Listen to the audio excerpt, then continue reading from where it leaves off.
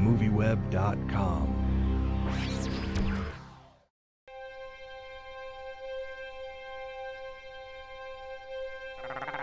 I can see you're going to be rather feisty today. I am known for my inspiring rhetoric.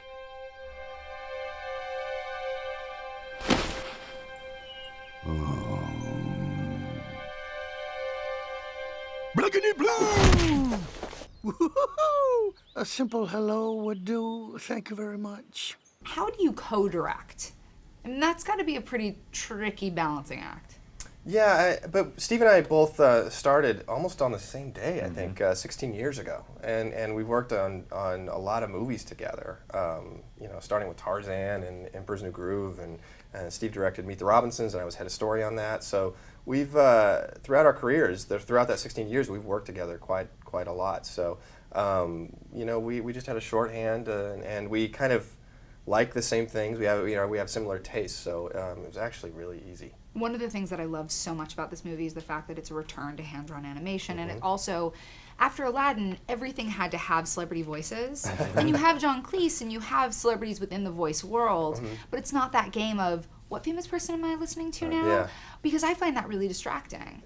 Yeah. That was obviously something that was a very conscious choice. Well, it really wasn't that possible on Winnie the Pooh to cast celebrities because the voices are so already defined. It's one thing if you have a new character that you're trying to find a vocal identity to, but with these characters, they have to sound the way they've always sounded. So we wanted to make sure that we were true to that, and that when people showed up to the theater, suddenly Eeyore wasn't talking, like Tom Cruise or something, and that would just That break. would be horrifying. Yeah. He turned us no down. offense to Tom Cruise, but he turned us down, so that's why. Don't be bitter. So, don't be angry. So that was kind of part of the process, is and then some characters like Rabbit and Owl aren't as married to the voices as Pooh, Tigger, Piglet, Eeyore, so we thought we could play around with things and bring in Craig for Owl, Sure. bring in Tom Kenny for Rabbit, and just see what happens, and we were really thrilled with the result. I was just speaking with Jim and Tom, and they are so funny and vivacious.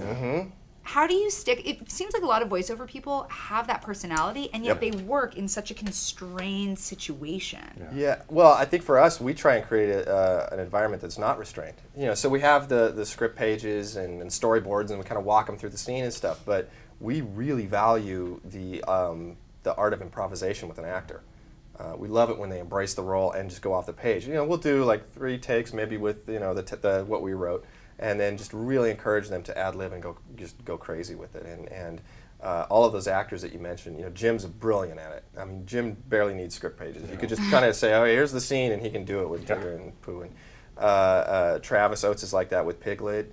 And Craig and Tom are both brilliant improv actors. So that's just something that we really value in voice actors. I think you have to be a little nuts to do animation voices because you're not normal acting means you're on a set, you have costumes, you have other actors you can bounce off to, you're really using your senses to help shape your performance. Animation, you've got nothing.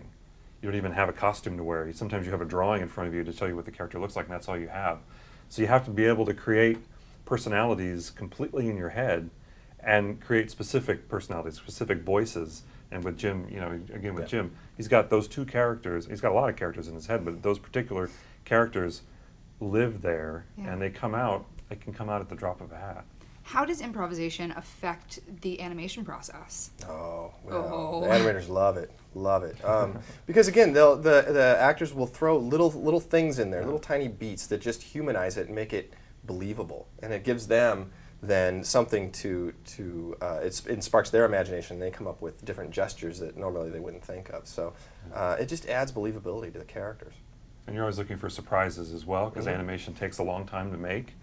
And if all you do is say, here's the script, and we're going to storyboard that, we're going to animate that exactly, it could be, it could turn out to be a good movie, but you're going to miss all kinds of other opportunities that you don't get if you don't open those doors for your voice actors, for your musicians, your songwriters, your animators, your story people, because they're going to then add themselves into the mix, little bits of like Don said, little things like that you go, I never would have thought of that, and that makes the movie so much better.